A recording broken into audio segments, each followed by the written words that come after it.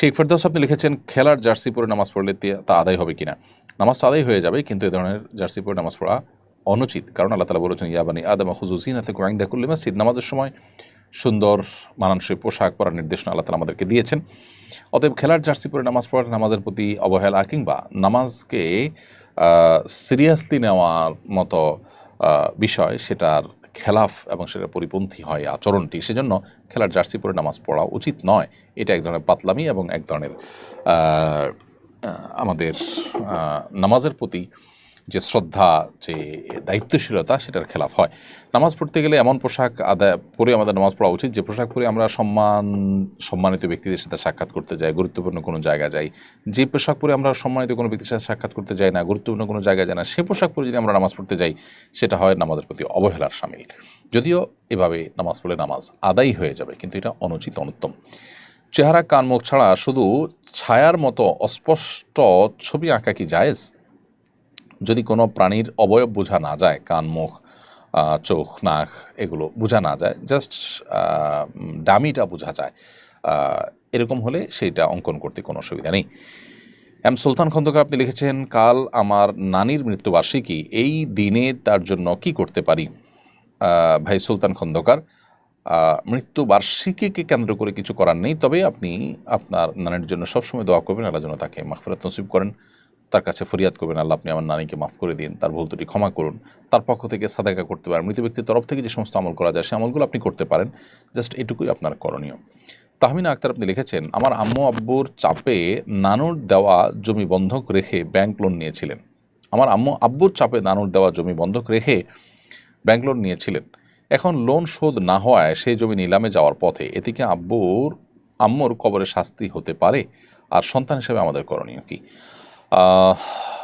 প্রথম কথা হলো যে, অন্যায় নির্দেশ এটা কারোরই পালন করা উচিত নয়।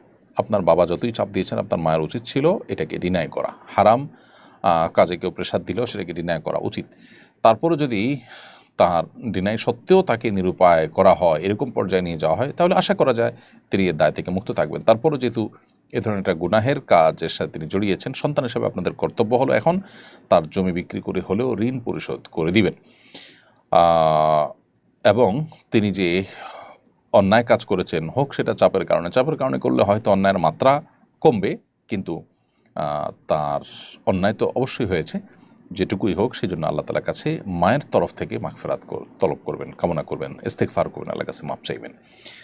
নাজমা হামিদ আপনি লিখেছেন, আপনার ভালো কাজগুলোর সাথে যদি বিয়ের জন্য একটা পেজ খুলতেন ভালো হতো, কারণ ম্যারেজ মিডিয়াগুলোর মাধ্যমে কোনো ভালো পাত্র পাত্রী পাচ্ছি না, বিশেষ করে এতিমদের কেউ ঘরের বউ করে নিতে চায় না।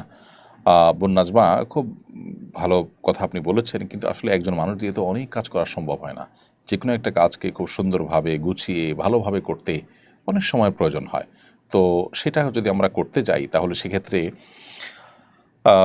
দেখা যাবে যে অনেক কাজ হাতে নিলে আমরা সেটা কোনোটাই ভালো করে করতে পারবো না। আলহামদুলিল্লাহ, এটা নিয়ে আমাদের অনেক ভাই ব্রাদাররা সোশ্যাল মিডিয়াতে কাজ শুরু করেছেন। আমার মনে হয় সেটার ডেভেলপমেন্টে আমরা সর্বাত্মক সহায়তা করতে পারি, এবং সেই সাথে এরকম যারা আছেন তারা যদি নিজ নিজ এলাকাতে, নিজ নিজ এরিয়াতে দিনই বিভিন্ন সার্কেল, সেক্টরের সাথে তারা ইনভলভ হয়ে যান, তাহলে সেক্ষেত্রে তাদের সমস্যাগুলোর সমাধানের পথ অনেক বেশি সহজ হবে ইনশাআল্লাহ। তানজিল আক্তার লিখেছেন, আমার বাবা ছোটোবেলা থেকে ফুফুদের লালন পালন করে বিয়ে দিয়েছেন। বর্তমানে কিছু পারিবারিক কারণে তারা আমাদের সাথে সম্পর্ক রাখছেন না। দাদির মৃত্যুর পর তারা জমির অংশ চাইলে বাবা তা দিয়ে দিচ্ছেন। এখন যদি হক দেওয়ার পরও তারা আমাদের সঙ্গে সম্পর্ক না রাখেন, তাহলে কি আমরা আল্লাহর কাছে দায়ী থাকব? তাদেরকে বারবার ডাকার দায়িত্ব কি আমাদের?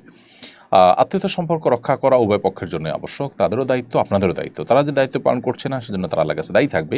কিন্তু আপনি আপনার দায়িত্বটুকু যদি পালন করেন, আপনি আপনার কাজটা আপনি করে যান, মিনিমাম কাজটা করে যান, ইনশাআল্লাহর কাছে আপনার দায় থাকবে না।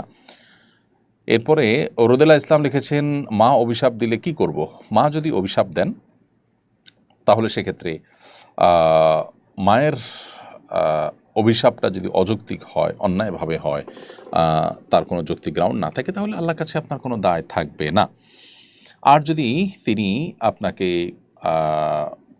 যুক্তিসঙ্গত কারণে অভিশাপ দিয়ে থাকেন, তাহলে সেক্ষেত্রে আল্লাহ, মা বেঁচে থাকলে তার কাছ থেকে ক্ষমা চেয়ে এটাকে মিনিমাইজ করবেন, তাকে সন্তুষ্ট করে ছাড়বেন। মৃত্যুবরণ করলে মৃত্যুর পরে তওবা করে, ইস্তেগফার করে, মায়ের জন্য দান সাদাকা করে এবং মা বাবাকে মৃত্যুর পর তাদের প্রতি সদাচরণ করবার যে উপায়গুলো আছে সেগুলো অবলম্বন করে আপনি দায়মুক্ত হওয়ার চেষ্টা করবেন। এরপর প্রশ্ন হলো, আমি একটি মসজিদের ইমাম, আমার মহল্লার শিশু কিশোরদের ইসলামী শিক্ষা উৎসাহিত করতে চাচ্ছি, কিভাবে অগ্রসর হতে পারি, পরামর্শ দিয়ে বাধিতে করবেন। আপনি মসজিদের ইমাম হিসাবে আপনার মহল্লা শিশু কিশোরদের ইসলামী শিক্ষায় শিক্ষিত করার জন্য আপনার মসজিদে নানামুখী আয়োজন করতে পারেন বাচ্চাদের জন্য, এমনকি খেলাধুলা বিনোদনের আয়োজনও করতে পারেন, যার ফাঁকে ফাঁকে আপনি তাদেরকে দিনে শিক্ষা দিয়ে দিলেন। এটা এত স্বল্প পরিসরের মধ্যে আসলে এই বিষয়ে আপনাকে গাইডলাইন করা কঠিন, তবে আমরা সুন্নাহ থেকে একটি ঘোষণা খুব শীঘ্রই দিতে যাচ্ছি ইমাম সাহেবদের জন্য, সেখানে আশা করছি বিস্তারিত বিবরণ থাকবে। এরপরে প্রশ্ন হলো যে এইচএসসি এবং সমানের পরীক্ষা শুরু হয়েছে, পরীক্ষার্থীদের উদ্দেশ্যে আপনার কোনো নির্দেশনা থাকলে মেহরবানি করে জানাবেন। পরীক্ষা যেন সহজ হয় সেজন্য আল্লাহ তাআলার কাছে আমরা দোয়া করব, এবং পরীক্ষা যেন ভালো হয় সেজন্য সর্বাত্মক চেষ্টা চালাতে হবে শিক্ষার্থীদেরকে। এবং পরীক্ষা আমানতদারিত্বের সাথে দিতে পারাটাও একটা পরীক্ষা, সেই পরীক্ষা উত্তীর্ণ হওয়ার চেষ্টা করতে হবে। জাগতিক পরীক্ষা যদি আল্লাহ না করুন খারাপ হয়ও, কোনোভাবে যাতে যেন আমাদের তাকওয়ার পরীক্ষা আমরা ফেল না করি, সেজন্য সততার সাথে নিষ্ঠার সাথে পরীক্ষা দিতে হবে। নকল বা কোনো প্রকার অসৎ উপায় অবলম্বন করা যাবে না। আল্লাহর ভয় আমাদের অন্তরে জাগ্রত থাকতে হবে, এবং এর মাধ্যমে আমি যেটুকু পাবো সেটুকুই আমার জন্য কল্যাণকর, সেই বিশ্বাসটা আমাদের অন্তরে প্রগাঢ় থাকতে হবে। আলামিন ইসলাম আপনি লিখেছেন, গরিব হিন্দু মেয়ের জন্য মুসলমানরা কি সাহায্য করতে পারবে? মুসলমানরা যে কোনো মুসলমানকেই সাহায্য করতে পারবে, সেটা কোনো নিষিদ্ধ নয়, বরং কোনো কোনো ক্ষেত্রে প্রশংসনীয়। মাদি হাসান আপনি লিখেছেন, মৃত্যুবার্ষিকীতে কোরআন খতম করা কি যায়? যারা কোরআন খতম করেন তাদের দেওয়া হাদিয়া নেওয়া কি ঠিক? এছাড়া কোরআন খতমের উদ্দেশ্যে মেহমানদার আয়োজন করলে কি খাওয়া যায়? হবে কোরআনে কারীম যার যারটা তিনি তেলাওয়াত করবেন, একজন আরেকজনের কোরআন তেলাওয়াত করে দেওয়া, খতম করে দেওয়া, বিশেষ করে হুজুর ভাড়া করে, ছাত্র ভাড়া করে, হাফিজ ভাড়া করে কোরআন খতম করায় নেওয়া, এটা সঠিক কোনো পদ্ধতি নয়। আর এছাড়া নবী করিম সাল্লাল্লাহু আলাইহি ওয়াসাল্লাম থেকে মুসনাদ আহমদের মধ্যে একটি হাদিস রয়েছে, তিনি বলেছেন, ইকরাউল কোরআন ওয়ালা তাকুলু বিহি, তোমরা কোরআন তেলাওয়াত করো, কোরআনের বিনিময়ে খাইও না। এখানে পরিষ্কারভাবে হাদিসের খেলাফা বিধায় এই ভুল রীতিটা আমাদের ভাঙা দরকার। যার যার কোরআন তিনি তেলাওয়াত করবেন।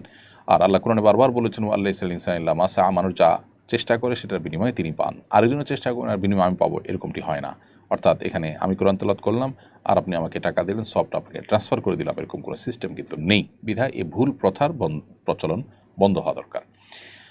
মোহাম্মদ কাউসার আলী আপনি লিখেছেন, হাঁস মুরগির পেটের ভিতর যে ছোট ছোট ডিম থাকে সেগুলো কি খাওয়া যাবে? মুরব্বীরা বলেন এই ডিম খেলে বাচ্চা হয় না, এটা কতটুকু যৌক্তিক? কোনো অসুবিধা নেই, এগুলো খেতে পারেন। এটা যারা নিষেধ করেন তারা সঠিক কথা বলেন না। আসিফ জাওয়াদ লিখেছেন, ইসলামী শরিয়া মতে ধনী ব্যক্তির সংজ্ঞা কি? ইসলামী শরিয়া মোতাবেক যে ব্যক্তির কাছে নেশা পরিমাণ সম্পদ আছে, অর্থাৎ 52.5 তলা রূপার মালিক যে ব্যক্তি, এই মুক্তভাবে পরিমাণ সম্পদের মালিক